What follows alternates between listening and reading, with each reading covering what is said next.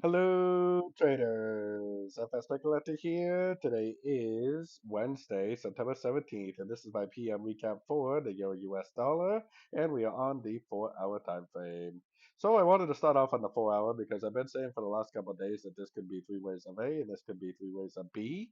If we get a break of structure that holds on shorter time frames, I think it should be confirming that we are now going to end up making five waves down for a wave C, which likely would go down and take out this previous low. We have to be a little bit careful with this though because the higher time frames are definitely still in an uptrend. Now the breaker structure I was looking for is right here, which it's right at that level right now. I mean, technically it did break it, but for me, a real breaker structure needs to be a nice solid break. It needs to hold. If it holds below structure, I think it confirms that this is the end of a wave B, and I definitely will be looking for shorts on every single pullback I see from that point on. Until we get that breaker structure, we cannot rule out the possibility of it going back up. I mean, the trend is definitely up on all the very high time frames.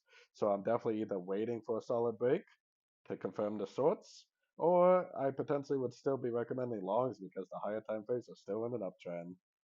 So anyways, don't forget to check out my website linked over here in the corner. And as always, thank you for watching and happy trading.